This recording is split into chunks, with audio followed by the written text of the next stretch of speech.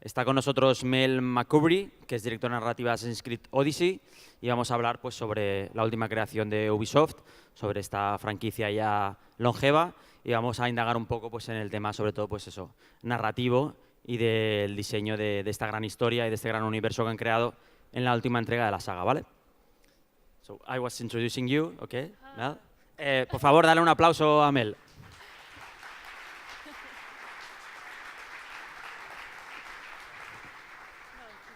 Thank you. So, Mel. Hi. Hi, how are you? I'm good. How are you? Fine. How many years have you been working in Ubisoft? How many years? Yeah. This is my 5th year. 5th year. Yeah. Okay, nice. And is your first time with the saga, Assassin's Creed? With the brand? Uh-huh. No, I've been working on Assassin's Creed first as an intern on Assassin's Creed Black Flag around that time. I worked on Assassin's Creed Freedom Cry. I worked on Assassin's Creed Syndicate, a DLC for that, a multiplayer for Black Flag, and now I'm here. Wow. And always in the narrative side, always Yeah. writing. Yep. And I'm a teacher in the university. I teach game design, and I have many students that they want to write for video games. It's something that they hope to achieve one day. How one become a narrative designer in such big brand? I'm sure it's different across the board. I was always one of those kids, you know, when you're in like high school and you're talking to somebody your age about what they want to be when they grow up. And they're like, I want to be a surgeon like my dad. And you're like, who are you? Well, I was one of those kids that I was like, I want to work in video games. I don't know how, but I'm going to get there somehow. And they were like, you can't do that. You have to go to university. So I went to university. And then in university, they were like, what do you want to be when you grow up? And I was like, I think video games. And it was a process of hard work and kind of luck and good timing from then on. You know, I think one of the most important things is to try to and establish a connection with somebody who works in the industry. There are a lot of meet and greets, there's a lot of programs, there's a lot of mentorships available for people. And I think I was very lucky that the person I met decided to vouch for me. Don't know why, they just did. And I'm very grateful to you, Matt Turner. Thank you very much. But that very much helps, because then you have somebody on the inside that's like, this person is dedicated, they do a lot of hard work, they're worth your time. So what did you study in the university? I studied theater and English literature, the two most practical degrees of all time. And I also did work in creative writing and a lot of history. I'm a really big nerd. And I think that the drama degree especially has helped me a lot, because it always asks you to be ready. It always asks you accept the conditions that you're in and move forward with the conditions that you have. And it also prepares you in working with a lot of different people. And this is something that I think people are like, yeah, sure. But in games, you work with a lot of different people all the time. And collaboration is a huge part, especially in writing. When you think about somebody who writes a novel, you can think about them in their writer's room, you know, typing up however many words a day, and that's fantastic. And to some degree, you still need that. But in games, there's a huge part of it is collaborating, talking to people, and figuring out how that's going to work. And so I think drama actually prepared me for that. So practical degree after all. And the part of the history as well, right? Because this one is obviously, we have a technical issue, no problem. I was saying, this,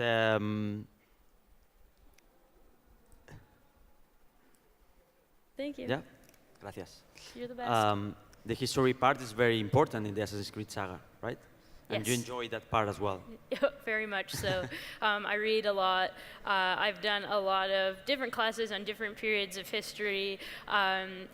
When I was given the opportunity to work on Assassin's Creed Syndicate, I was like, this is a dream come true. Huge Charles Dickens fan. He's, you know, a bit of a douchebag, but I still love him. And the opportunity to write in his time period was like incredible to me. And that extends to Odyssey as well, because a lot of my theater background, we did a lot of studying in Greek and Roman theater. So when they were telling me like, hey, we're probably going to set it in ancient Greece, I was like, cool, there's so many cool stories here. And people are like, yes, but I only know the Shakespearean version of it. And you're like, no, it's so messed up and eccentric. Let me get a part of this. Cool. One of the aspects that made Assassin's Creed different or stand from other brands and IPs is that there has been kind of continuity with the franchise. There are some elements that are the same or similar through the entire different games. So despite having different characters, different times, different stories, what's the limit about creating a new story with a new environment? Did you have to save something from the previous games and bring it back to it? Do you have to be somehow knowledge about what other games did about in this world? Oh, or you sure. can be freely do whatever you want? No, you're never free. No matter what you do, you're not free. I don't know how much you guys know about Assassin's Creed, but the lore is huge and it's ever expanding. And a lot of the times the fans know about the entire universe better than the devs themselves. So they're actually a huge help. But the lore is huge.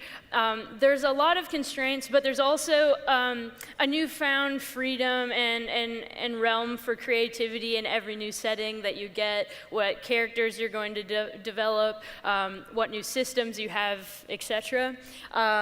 But you also have to be very mindful what the games have done in the past. Sometimes you get inklings as to where the games are going to go in the future, so you have to keep that in mind as well. And there's always things that surprise you later. Like when I was working on Syndicate, they were like, just so you know, Churchill is a Templar, and so is Hitler. And you're like, okay. And there's been, you know, devs in the past that have opened so many doors in the brand, but then you have to make sure that you're on top of that so you don't accidentally erase part of your own history. And you have like a big Bible of all the information? Yes, or and it's continuously internal being updated. I think, though, that part of that is what makes it so exciting as well.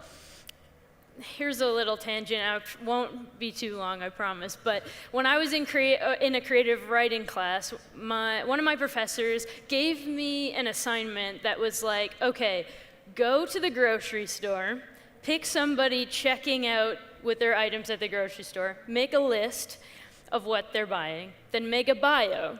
And then after that class, after we all shared who we spied on at the grocery store, they were like, now put that person in the drive-in and write a scene in the drive-in. And games writing is kind of like that. It's like, here's a whole bunch of constraints, now make something interesting within that. Now, I mean, there's a development process of narrative that goes alongside that as well, but that exercise always kind of reminds me, like, yeah, games is a bit like that, especially in AC. Especially in Assassin's Creed. Okay, you mentioned earlier the ancient Greece, that you are passionate about that time. I think it's a time that most of the people know about. We've seen many peoples, we've read, we've studied the Greek culture in school. But what are the influences you use to create this world? It was more movies, it was more historical accurate, or books? So it's probably different for every dev, but you have to make sure you hit a sweet spot of what people know and what people don't know, especially in Assassin's Creed, because we also value the educational aspect of the game as well. We want to teach players about things that they probably didn't have enough time in their lives to dig on the internet about. So, you know, you take a look at ancient Greece in movies and you see, 300, there's Troy, there's some very famous movies about ancient Greece that people associate that image with all of ancient Greece. So you have to cater to that in some respect, like that 8-pack of Gerard Butler. It's like, how many 8-packs can we get in this game? But at the same time, we also look at historical writings, the myths, the stories, the plays. For me, it was a huge treasure trove for me because, I read the Odyssey and the Iliad in school and the Roman equivalent. I did a bunch of studies in the plays, and everybody knows how crazy those myths are. We wanted to get as much of that variety and that tone that really informed the Greek culture in 431 BC to be present in the game. Okay, and basically Assassin's Creed, besides the whole world, the environmental, the characters and the details, it's an action game. You are wandering around, you are killing people. Yeah. Where do you have room to develop the story and the characters, besides obviously the cinematics? Well, the story comes in very early. When we were looking at developing a game in ancient Greece, one of the things that struck me very early was like, well, we have the Odyssey, and this is because we're pushing for open world exploration. This should be a huge influence. And then we looked at all the other methods of storytelling. We thought the Greek tragedy was a very prominent part of the storytelling. So when you're developing systems to be put in a game, you're also thinking at the same time, how is that going to service the story, and how is the story going to lift those systems up? Okay. I think the shared opinion, or the most common opinion about Assassin's Creed Odyssey, is that Cassandra, the character of Cassandra, is more rounded and interesting character than the male character. At least I play as Cassandra because I read that it was the right choice. I don't know if you think that's the right choice, or do you agree with the common knowledge, or are you surprised that Cassandra was more beloved character than... We set out early to make sure that this game would be inclusive to a wide variety of players. We wanted Cassandra to reach out and touch people. We wanted the same from Alexios. It's been very important to me to have both, because I think as we move forward in games, they should be, an equal participant, an equal society, and so it was really exciting for the dev team to have both. It's also very exciting to have Cassandra. It's interesting that you say well-rounded, because it makes me think of how we developed all the characters on this game. I think you're limited in some ways when you're writing a linear game, because you can only present so much of that character. When you have something that is choice-driven, like Odyssey, where you get to make choices in the way you speak to people, the way you approach different things, the consequences that come with that, it also means that you have to be able to present characters in a multifaceted way. And that goes to Cassandra as well. We needed her to be emotional and passionate and driven, but we also need to see the quiet side. We also need to see, the very serious, calculated side to her when it needs to come out. And that extends to all the characters in the game, that you had to know them inside and out in order to show all the different avenues they could go down. So it makes me happy that people think she's well-rounded. And besides the main characters, do you have a favorite character in the game? That's like asking you to choose your kids. Yeah? That's why I'm asking. Oh man, I really love Xenia, the Pirate Queen. Spoilers. There's a pirate queen named Xenia. She was instrumental in developing the character of Cassandra's mother. I also very much like Cassandra and Alexios' mother. You don't often see moms depicted in entertainment in a way that, you know, she remains alive and influential throughout someone's life. So she's a huge pride. And then, of course, I also love Alcibiades because every other line is a sexual innuendo. And it was really fun to develop a character like him. Okay. Let's talk about the decision making in the game. Sure. It's quite important to decide your words, what are your path. The branching dialogue is something relatively new to the franchise. Why now decide to take that path and include that option? It's kind of a hard question to answer because when I came out of Syndicate, and they asked me to step into this role. They were like, what do you want to do with narrative? And I'm like, branching would be cool. And they were like, yeah, we were thinking branching would be cool. And it kind of had, everybody kind of had the idea at the same time. Now we knew we had to figure out how we were going to do it for our terms and how we were going to represent it in this franchise. But it was a fairly smooth consensus. I think doing it in a period like ancient Greece was very helpful because you were able to really think about how, this is a period in time where we don't know absolutely everything. This is an experimental times in terms of philosophy and science and whatnot, so it made a lot of sense to have something like choice in this environment. Okay, and one of the common complaints on narrative games is the lack of real consequences. I mean, there are many games that allows you to make different decisions, but in the end, it doesn't matter, it really doesn't matter, okay? Did you feel that pressure of doing real consequences when you were developing the branching system in Assassin's Creed Odyssey? I mean, of course. It was the first time we were having choice, so you're like, yeah, I hope I do it okay.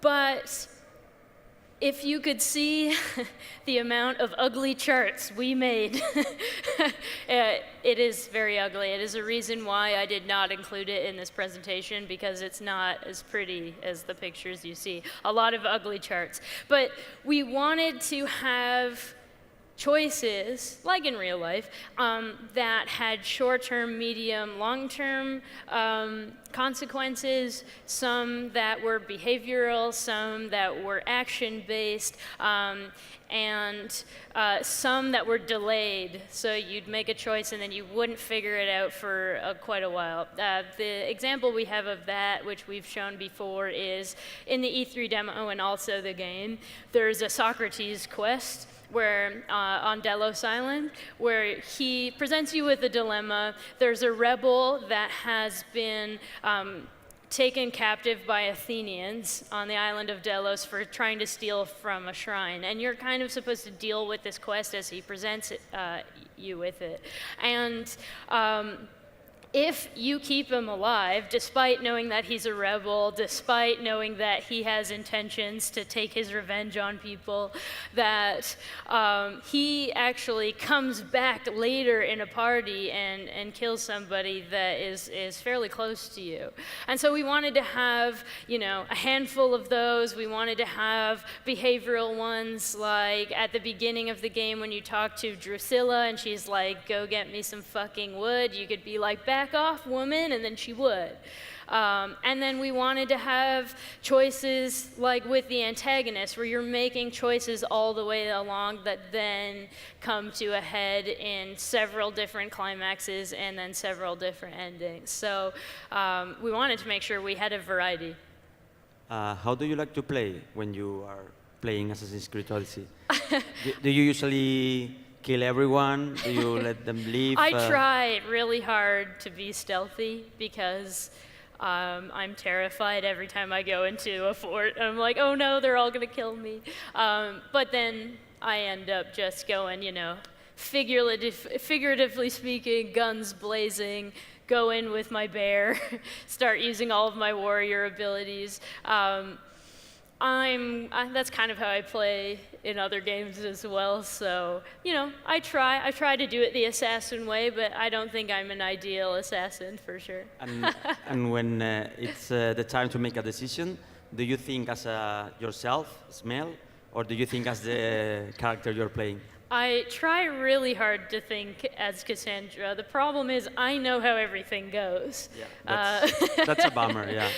A lot of those ugly charts are still in my brain. But what I did was when I was playtesting at work, I would try to make all the decisions I didn't want to make at home, so that when I actually got the game, that I could be like, ooh, this is how this turned out. Oh man, I can't wait to see this happen. So.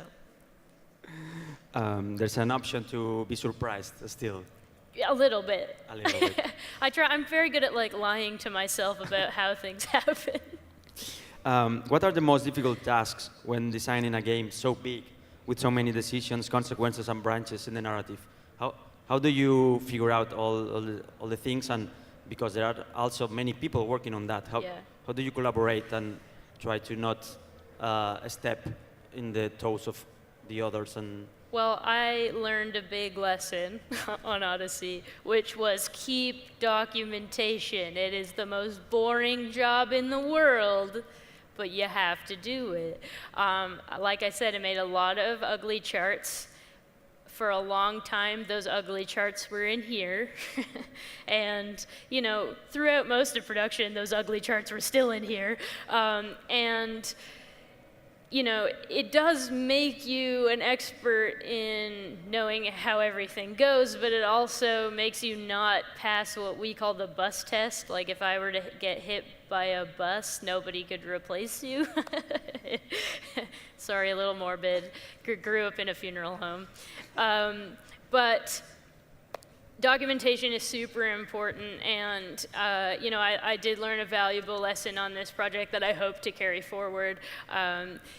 The more you can get the information out there, the more people you can tell, the more presentations you make, the more passionate you are about what it is the story you're telling, the more people are going to get invested, and the less kind of putting out of fires you're going to have to do. And my other piece of advice would be don't rely on emails. Never rely on emails. A lot of fights come out of emails. I'm not speaking personally or anything. What tools do you use internally to keep all the narrative in place? It's just Word and spreadsheets? Actually, we have an in-house script writing tool called Oasis, and it connects with the engine and the audio team and all of the menu writing and localization. So we all use one big Ubisoft tool. And it has its challenges for sure, and we're always trying to update it. One of the things that made our team cry on Odyssey was making it non-linear. The tool had never been non-linear, so we had to take it apart and put it back together again. And it looked a bit like Frankenstein, but I think we're better for it. And do you share some kind of experience or contact with other Ubisoft studios that previously worked in the franchise, or they will work, to share feedback about how they did something, or best practices or something like that? There's a couple layers to that. So on a personal level, absolutely. I've got a lot of friends in a lot of the studios. Some of that comes with working with studios all over the world. Like, you know, we worked with Chengdu and Singapore and Montreal on this project, just to name a few. But I also worked in Montreal before, so I have friends. So on a personal level, we're always exchanging information. On a production level, you're always in contact, or you try to always be in contact with the team that made the game before. and you do try. We do have meetings established throughout the production as a whole, where we're visiting studios, the studios are visiting us to try and better the practices going forward. And then kind of on a more, I don't know, corporate level, we also have internal events like the Ubisoft Narrative Conference, which I call the Ultimate Narrative Championship, but Ubisoft Narrative Conference, where we get up and we give presentations to other narrative people, other people on different teams, just to show kind of how we did things, why we did things, how we can move forward, and that's always very helpful. To have a better picture of the team, how many people, more or less, are in the narrative side of developing this game? For Odyssey? Yeah. Yeah. 23 people, which is big. But we knew it was going to have to be big because we were making a beast. We were making an Odyssey, so usually teams are quite a bit smaller, but we knew we wanted to have a team in Montreal, in Singapore, and Quebec, and so it amounted to 23 people. Wow. Well, that's all of my questions, but we have time for a couple of questions if you want from the audience. Cool, cool, cool. So there's one, so there's more than a couple. So we have to choose two, just a lottery. You choose. Here's one. Thank you. I want to ask you about the NPC characters, non-player characters. What kind of means? What means in narrative difficulties about these characters? For example, the old man who is blind for sits every side you. I don't know how to explain, but like how difficulties you have for the narrative story of these characters. So was the question like, how do we go about developing different kinds of NPC characters? Do you mean quest givers or random people in the world? Random people. Yeah. Random people in the world? Well, it's kind of a different process altogether. If we're developing a character that you're going to speak to, like a quest giver or somebody who's part of a quest, or a companion or whatever, there is a certain amount of research that has to go into that, especially with historical characters. You know, we had to read as much as humanly possible so that when you were sitting in the script writing room, editing the script, locking the script, that you'd come out being like, I am Socrates. With people who exist in the world at large who you don't interact with in terms of like, I'm clicking on a button to interact with you, we develop animated crowd stations that will represent different parts of the culture. So somebody who is making something out of clay, somebody who's eating, somebody who's sleeping, somebody who is begging. We have a lot of different animation like archetypes that we develop first, and then we write words to, and all of those characters we really try to give them lines that help build the world around you, so they're always talking about culturally relevant things. Okay. So one more and the last one, make it good one, okay? Make it, wow, no pressure. No pressure. It's the last one. Should be really good question. Okay. Hi. Okay. First of all, thank you for coming because it's been a pleasure to hear you. Oh, thank you. I have studied classical philology at university, so this game has been really important for me. Thank you for respecting as much as possible the events, the culture of the ancient Greece, and of course the characters of that times and their personalities, such as Socrates and Alcibiades. Thank you.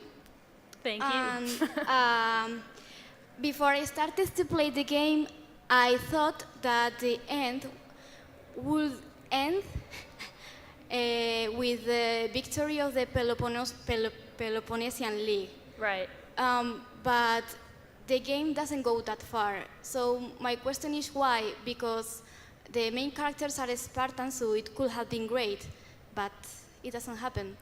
It was a really early decision to, because the system is so, like, it is the Peloponnesian War system, you know, you have Athens and Sparta fighting one another, that because we wanted to continue the game into post-launch, that it doesn't make sense to stop the Peloponnesian War early, because then you're losing part of the fabric of the game. Also, the Peloponnesian War was quite long.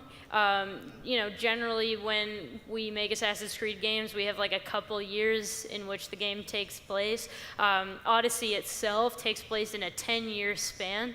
The longer you go, the more complications you hit. For example, if I have a game that spans 30 years, my character is going to change in 30 years. You don't always look like you do 30 years ago unless you're like Patrick Stewart or something. So, you know, you have to start taking that into account, and it starts to get very expensive and very complicated. So there is that aspect to it. Mostly, I think it's part of the game experience as a whole. And we wanted to really look at the beginning politics of it. And we didn't want to make Assassin's Creed a conquering game. We wanted to make it an exploration-based game that takes you on a personal journey, so that the war is very much part of your life, but it isn't the entire motor. Does that make sense? Yeah, okay, thanks. Woo. Okay, so that would be all. Please, an applause for Mel. Thank you. Thank you very much.